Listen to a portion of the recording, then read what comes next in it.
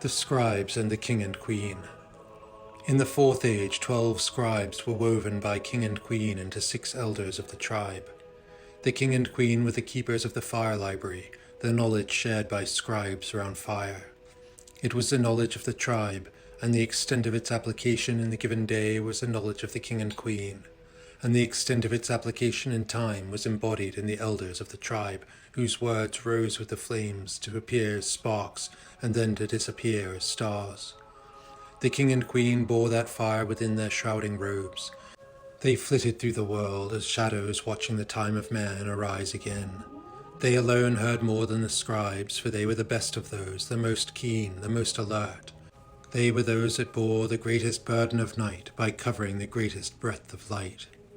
The king and queen were the concerted reach of the tribe abroad. They were the duty of the tribe embodied.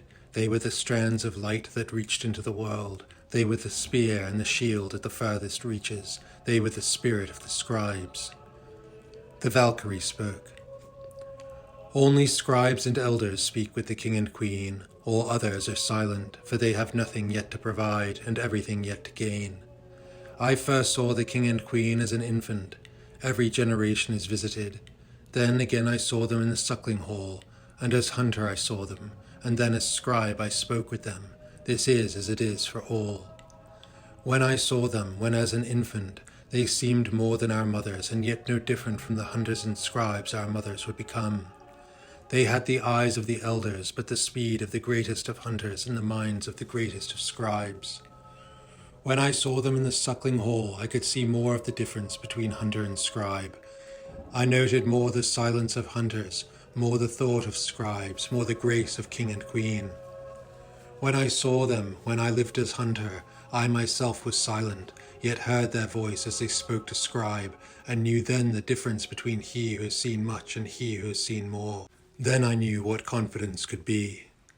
And when I saw them as scribe, I provided what I could provide, the extent of my sight, and then I heard of the world that encompassed my limited view. Then I realized again the difference between the suckling hall and the valley and the wood and the forest. As hunters we knew the forest. We ventured beyond, but only with scribe, and silent behind scribe we learned the blending of language with the blending of land and sky. The scribe was the bird that flew above. With them from the shoulders of the king and queen we learned to fly. The scribe is the raven and the hunter is the horse. The scribe watches those that tend while the hunter carries their sight. The hunter is the embodied form, the scribe is the form itself, and the king and queen are the voice of the absolute. Thus the tenders of men knew us. To the tender the hunter is recognized but is silent. The scribe is only somewhat heard, and the absolute's will is but distant, a single blue-tinged glimmer amidst darkness in the new moon night. It is that towards which his eyes must reach. Just as I watched tenders reach for their sight, so I watched the scribe reach for his. I watched his body, trained to movement and to stillness, surge in strength. I watched his mind sparkle with awareness in his achieving of knowledge. I felt his spirit in the response of my own. And my own body lusted for his strength, and my mind lusted for his knowledge, and my spirit lusted for his being, to feel the thirst he carried for his queen, to feel the resolve he felt for his king. And by that lust I reached, and by that lust I was caressed into sculpted form, and I grew strong. As we travelled, we watched man grow from forebears. We watched his body grow, attendant to its spirit. And then we watched his mind grow, in awareness of both, to itself mimic and reach for the spirit that was its guide. We watched as he met his threat, the security he gained from his growth, and we watched as tenders sought the tiller, to keep man to his path. We tended the tenders in their meetings with the threats they faced. They were our own, the offspring of scribes and hunters given to the world of man. For a while the scribe impregnated woman's desire, thus I gave heroes to man. That was our way, that was our gift to the world of man, to steer the course of his developing will, to tie him to himself through the law inherent to the fundamental structure of his being. Man was ever the same, except that the stake grew. Civilizations rose and fell, and always present were those that strove against the desire, that undermined the will to reach, that sought to cling to the trappings of relief. Man would not be allowed ease so long as we rode, so long as our offspring were born to strive. They would not know what it was for which they strove. They did not ride beside Scribe. They never met the king and queen. And yet within tenders, in the spirit of which they were made, was the desire never to be satisfied. Such was their inbuilt pride that no matter the doorstep that received them, always they stood taller, always they reminisced of the stallion and of the light. They knew only a dream. That dream was the candle they carried, a single flame of the fire library. That was their inheritance. And where man grew, there was set a flame, and each flame would burn with the scent and the colour of local wood. Each was to be in bearing a beacon among men and women. It was for man and woman to choose whether to restrict or obey. By that they chose the future of their tribe, by recognizing or not the flame. We set the flames to burn, to clear the forest, to allow the canopy to grow tall. The trees would be the columns that held up the sky. The fire burned low, bark grew dense, high green leaves never were touched but by the dispersed fresh breeze that swept beneath the wind. I became scribe in time when my own master joined again with his own, the mother of his child, to till the land, to breed the horse, to collect for the fire, to tend the fire ring that shielded the valley of the spring, to be the elders that we had known. And when I was scribe, a hunter, recently a colt of the tribe, now a young stallion of a man, came to me. He had fathered, joined with his age, and would be the apprentice, his life to serve mine, my need, my duty, the strength of the king and queen, and by that he would know his own. And in the time of the moon, when I would retreat to shelter, to muster the memory of elders, he would sit by fire outside, as he had always known to do. And in the time of the waning, we would travel again, and he would take my sheer silver light and warm it again with the sun. We would know each other in that time, and remind each other of the spring. The warmth grew dear then, for we would know in our travels of the cold that was growing under the diminishing stars. And under the cover of the new, lit by elders' eyes alone, we would take our prize. Shrouded in night, the hunt was staged, our quarry exposed would thrill and hiss, and another head of the fledgling serpent would fall, never to inflict another with venom. And in that time we would watch where the seeds fell, where darkness took root, from where the challenges to man's sight would arise. And scribes would speak with the king and queen, for those that arose were those that would threaten the tenders, and the tenders were to be protected, for the horseborn, they were the prize of the horseborn, they were the lust in the battle maiden's eyes. This was our way. We sought the favour of king and queen, and nothing would please but the spring, the protection of its delicate source, its access to the men and women of the world, that they might drink and thereby know the light by which we ourselves became strong. As the spring was to us, so they were to the tenders, and so they were to man. And in the time of the waxing the result would be seen, the sapling growth, clear and tall. And we were the thorns protecting the trees that one day would tower. Thus in the time of the waxing we watched life grow, we watched it fill the space our swords had cleared. And in that time we would watch which grew tall, and of them scribes would speak with the king and queen, for those of noticed stature were those that would be tenders, and a day would come when the horseborn would descend to collect them, to bring them to their father. But as I travelled in distant lands with hunter beside, I felt a gap, a region that seemed as if invisible at first. We were far from the spring from which we grew, and so, distant from the heart of our sight, a tribe had arisen to spread across the land. We had not met a scribe of their own to speak of their honour and of their custom. And other tribes but said that in the stories of their elders other tribes had once roamed that land, but no longer did their scribes travel, and never did scribe that ventured into that land ever return. That land and what people there may be within it became unknown. No more scribes were sent, and no more scribes appeared from that far side of a mountain range. But we would travel far, my hunter and I, for though he remained apprentice, he was bold and would one day be king. We too came to perceive that tribe, and we would come to know its threat, and we would, for the first time since wrestling the wolf as a child, know what it was to fight for our very blood. And then we would retreat with our lives from their war dogs, so to inform, so that stories might pass around fires. We, hunter and scribe, passed into those high mountains where only goatherds roamed, the dispersed fringes of the world that we knew. And even those we left behind, crossing pass after pass, until a storm arose that led us from our intended path. We fought that storm, hunter and scribe, in those high peaks, and knew but our resolute will and our woolen cloaks for warmth as we pushed through blinding snow. We fought until when, almost dead against a deafening gale, we found a cave and took shelter. But that shelter would yet have to be earned the more, as within a giant cave bear had woken, hungry and ferocious. We, meat to the bear, were also intruders. We fought again against the bear, which stood in breadth of strength thrice our combined weight, and in a frenzy of anger it raged, and would with a single sweep of scything claws have taken our heads and smashed them flat against the walls. But even in fatigue we were too fast, once our eyes blazed and our swords were in our hands, and we separated and conjoined in a blinding series of feints, by which with a single sweep of my hunter's blade that bear's neck was cleaved and the blood sprayed and his head fell to the ground.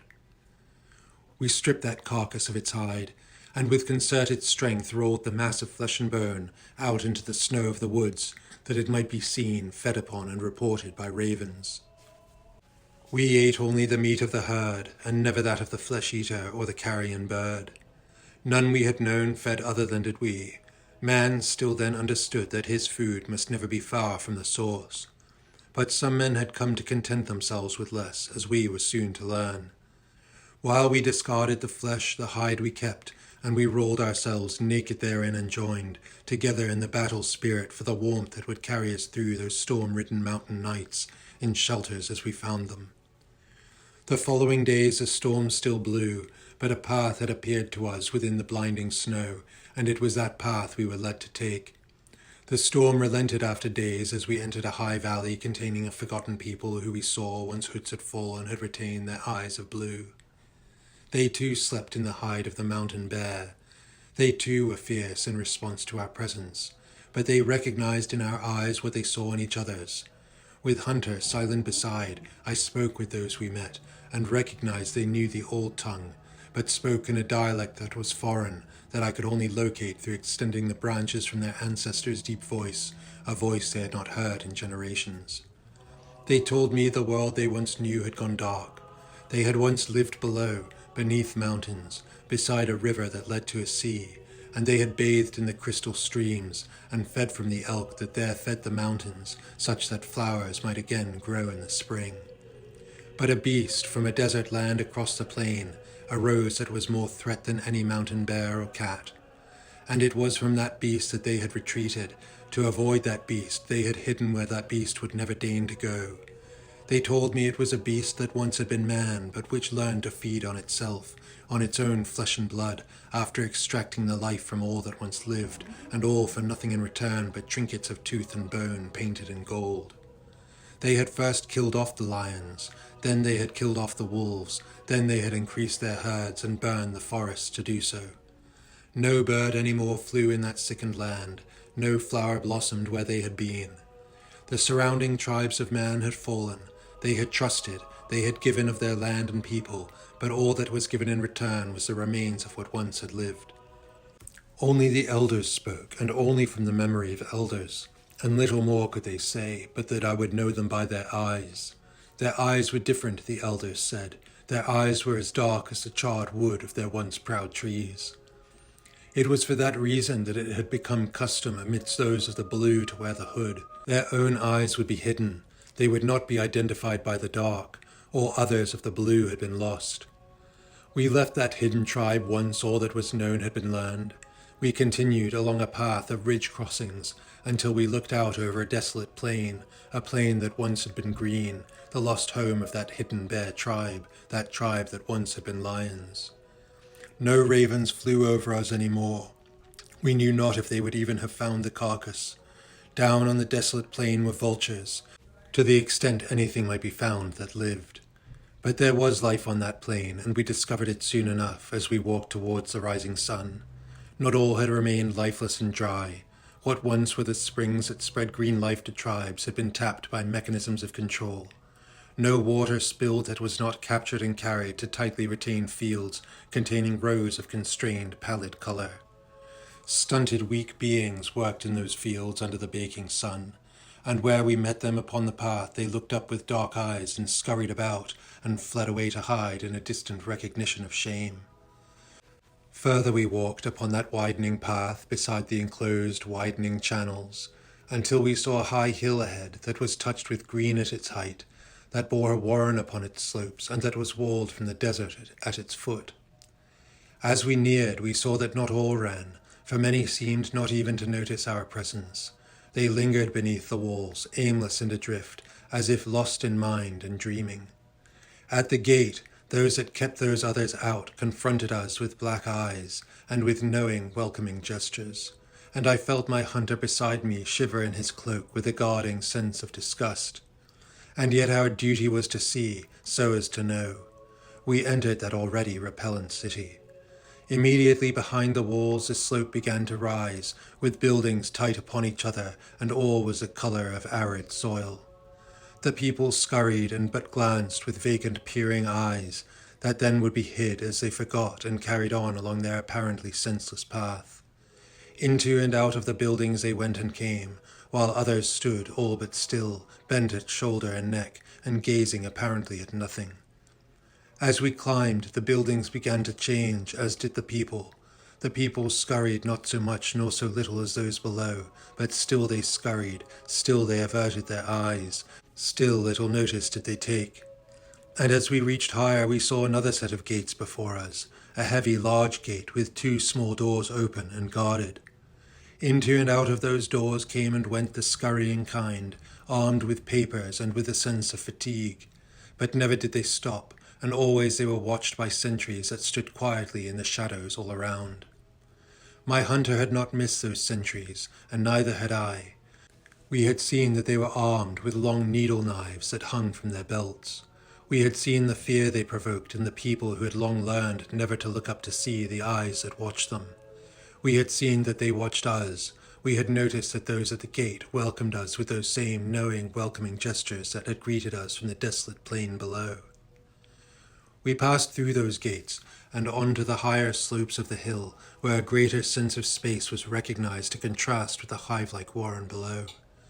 While still there was no green to be seen, the buildings were white instead of brown, and the clothes the people wore were not so dirty, not so sullied as those of their near neighbours that lived on the far side of a single door. And while all outside that door had the appearance of a squalor not seen anywhere in our travels, those within were dressed in a way that reminded scribe and hunter only of an expression of an imitation of birds. Each dressed differently, and yet it was not possible to see by their clothes to what application their bodies were applied. And scribe and hunter only later saw in that city the birds that were imitated, as the only birds seen had been the vultures upon the plain, feeding from the carcasses beyond the lower walls.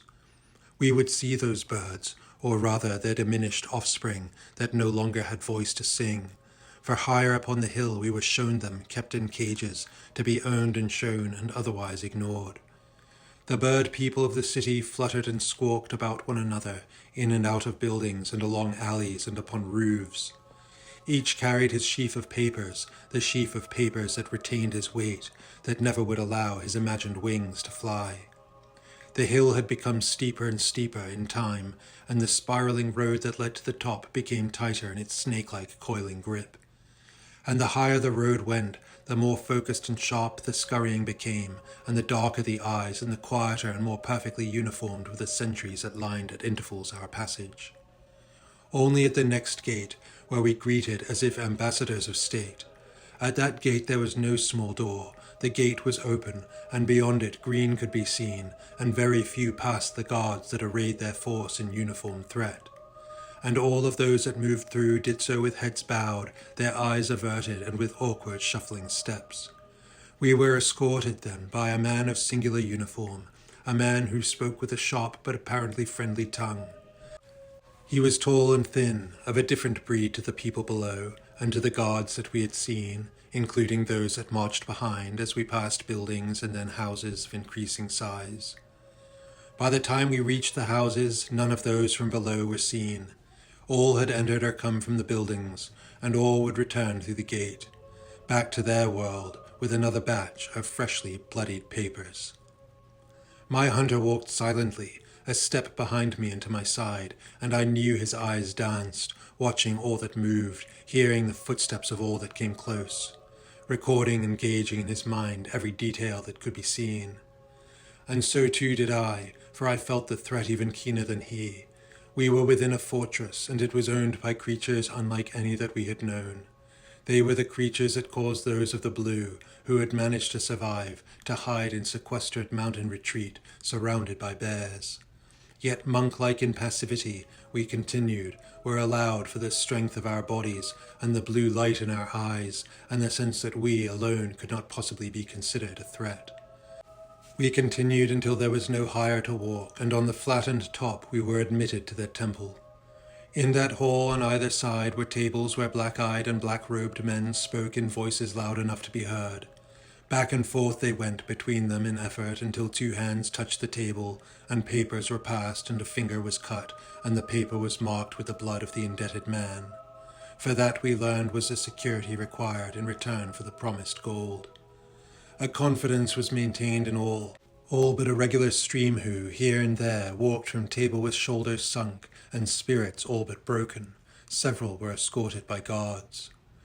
Through that hall we walked, and through an hexagonal walled garden beyond, and finally through doors into a room of marble and gold.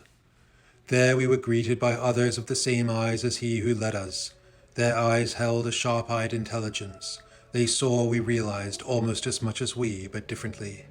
In their eyes as they looked upon us was a thirst that we felt rather than saw.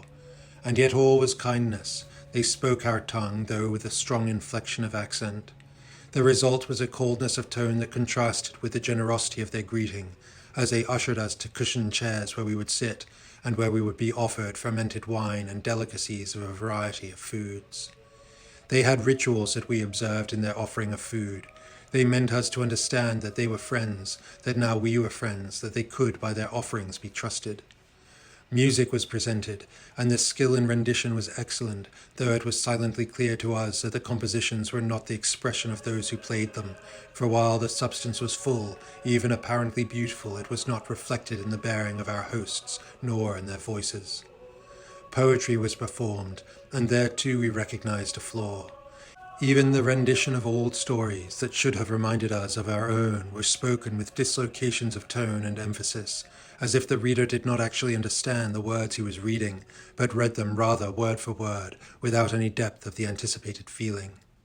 They presented us with objects of various origins, and made of various materials to see to which we would respond. It was then we saw the silent songbirds in their cages, those that were mimicked by the ruler's people below. I explained when asked that we were of a quiet tribe from far away who traveled in order to learn, and we were alert to their interest through questions they asked, which were often banal but interspersed with subtly reaching inquiries after more. We learned their interest to be in what might be traded. They wished to know how many people there were in our tribe, and whether all were strong like us, and they wished further to know what our people value, and most particularly, and yet most hidden, they wished to know whether we had or could be enticed by gold. We felt their dissatisfaction with my purposefully vague answers. We could see they knew we regarded. We could see that to them our shrouds had become all but transparent.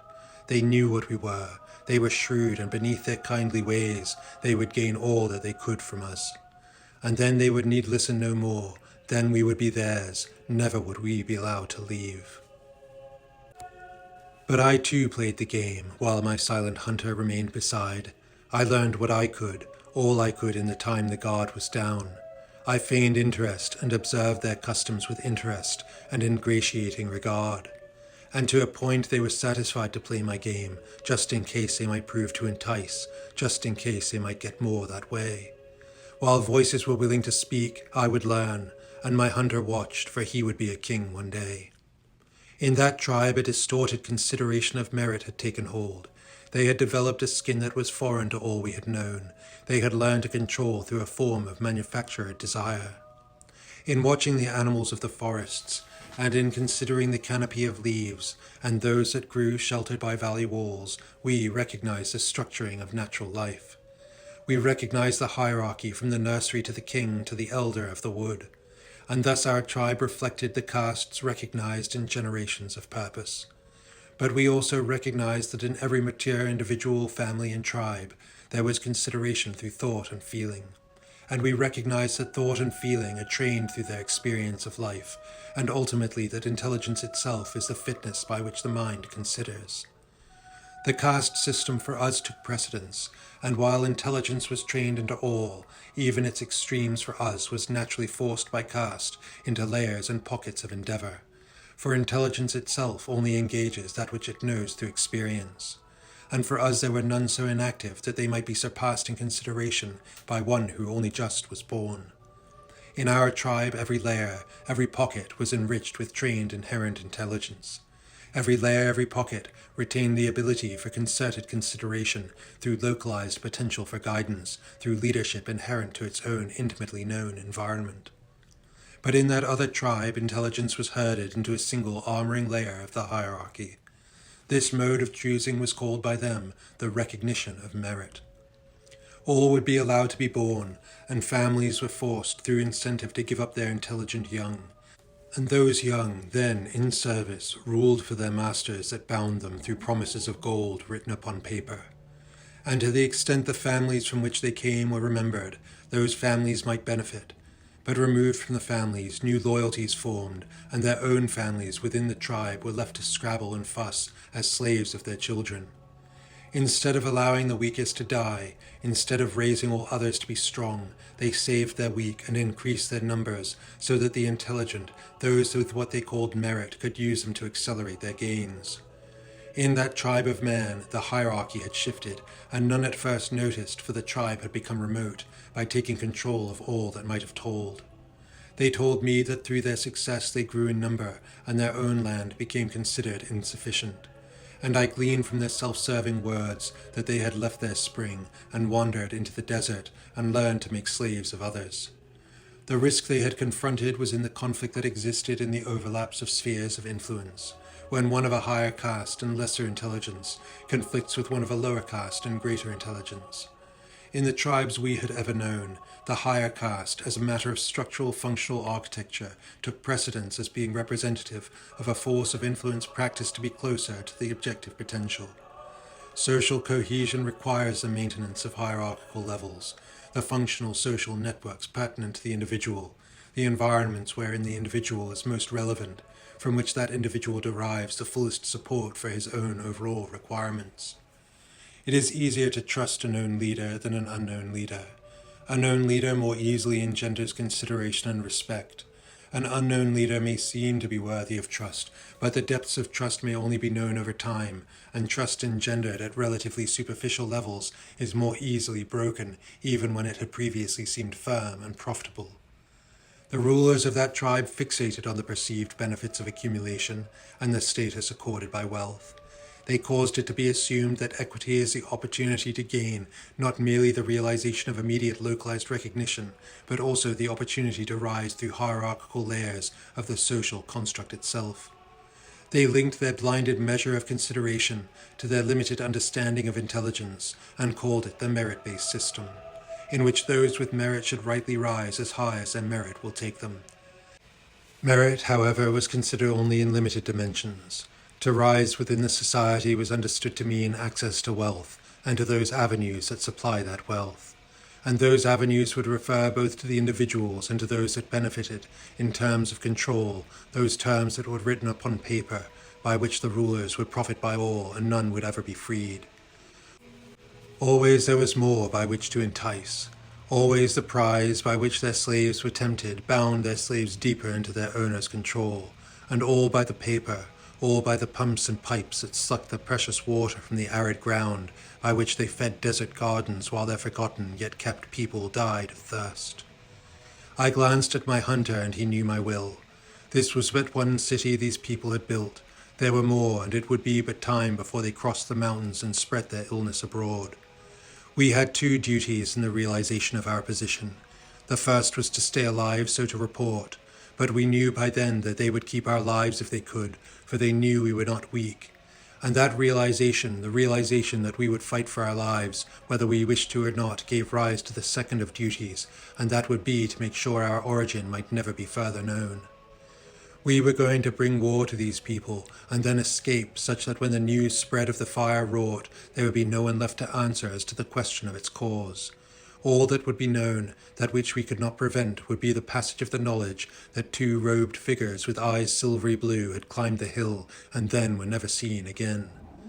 In time, as the sun set, and as they made their expected attempt to separate us, my hunter, who had never spoken a word in that riddled haven, drew sword and cut one of our hosts in two, and before the uniformed guards even finished thinking to respond, so familiar were they with weakness, I too had drawn and two more hosts had fallen.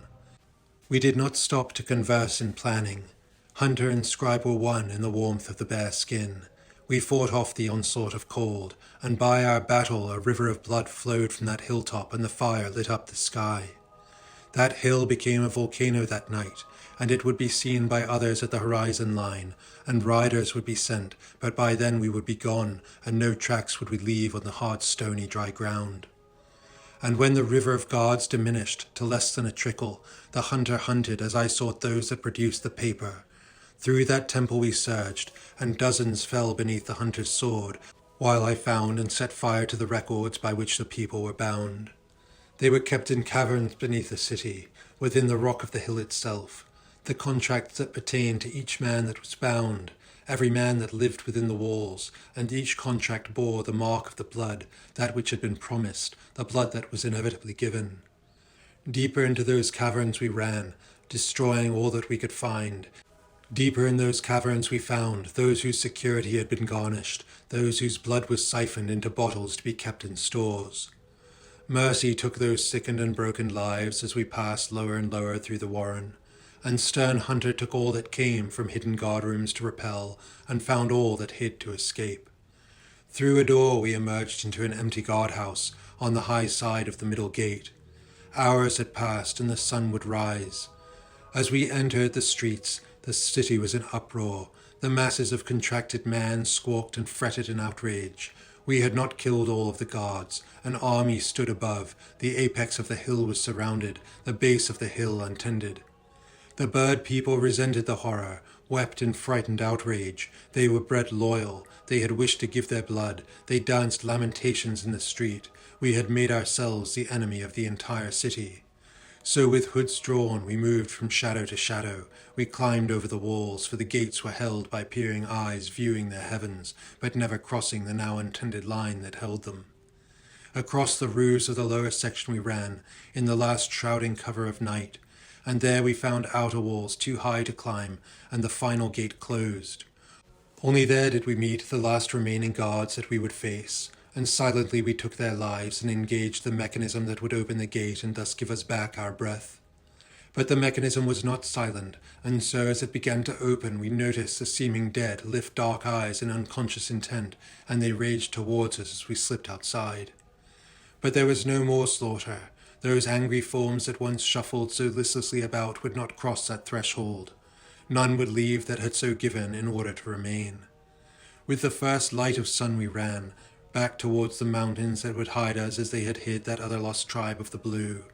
That was the one time as hunter or scribe I was to draw my sword, to let flow the blood of man. And it was then I realized that the world had entered a new time, and it would never be the same. The trust that had been known amongst man, the trust between cousin tribes, would fall with this power in the world, with this developed influence ready to spread its will. Already a land had been lost, and no one had even known that it had happened. And yet by then, already, that power had grown strong. We could not wait for that power to spread further. Our kind would have to attend. We returned to our lands through those mountains. We invited the lost tribe to join us, but by then they had learned their mountain ways and would remain, and they promised to watch and to send messengers if ever the blood tribe entered the mountains to pursue that which they now knew existed. Upon my return, when the king and queen came to whisper, it had become my time. And young hunter, who was as I had been, was given to my own when he became scribe. And as he one day would be king, she would herself one day be queen. And I in my time joined with he whom I had once chosen to tend the land as one, to serve elders as one, to give the hard wood of our experience to be placed upon the fire to be told. It was with that hard wood of experience that we would infuse the spirit of the young. 96 infants had been born in the birthing spring, and over 5 generations had merged into 6 remaining, 3 pairs, each one the essence of 32 pups who had become hunters and then scribes and then the elders of the tribe.